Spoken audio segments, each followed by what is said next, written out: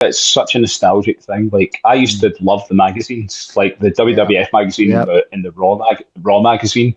And then, like, in the 90s, you would occasionally see a WCW magazine as well. Yeah. I think a lot of that's missing. It's just, we live in an age of content and everything's available on a phone, which is a good thing and a bad thing. I just think things like that were so nostalgic that I feel as if a generation has missed out on these type of things. Like, well, I'd love to get your thoughts on that a bit more, actually, because I think it's fundamentally a bad thing. I think, you have to work so hard now to avoid a spoiler. It's not basically, if a wrestling show of any kind airs, you have to be on a social media blackout, don't you, until you've watched it on TV, especially without kind of UK time difference and stuff. So, like, I basically have to just avoid social media until I can watch wrestling. But I mean, personally, I merely miss the days of, it's a bit like that analogy of kind of, has Spotify improved music or not? Like, I used to enjoy the album because the album was layered and the album built up to something.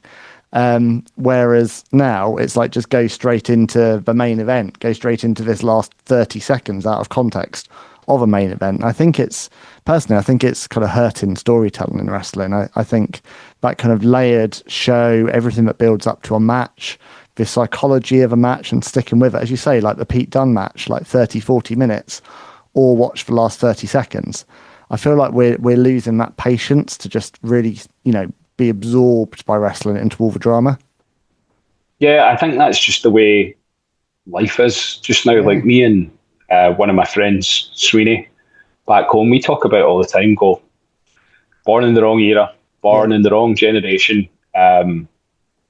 It's we live in the age of instant gratification, and I'm not the biggest fan of that. Especially when you take a pro wrestling aspect, you had to be your character all the time.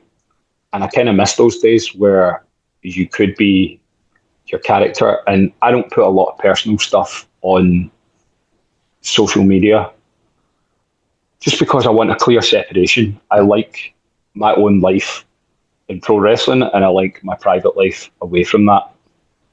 And it feels like in the age of content, you have to show a bit more of who you actually are.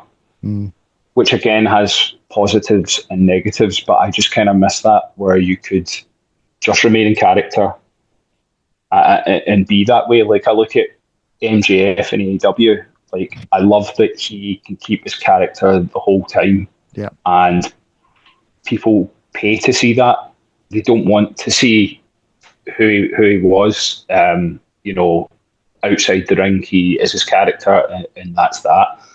But even, like, avoiding spoilers and stuff, like, we live in the age of the internet and everything's done on a computer or on your phone, so to avoid a spoiler you're going to have to work really hard.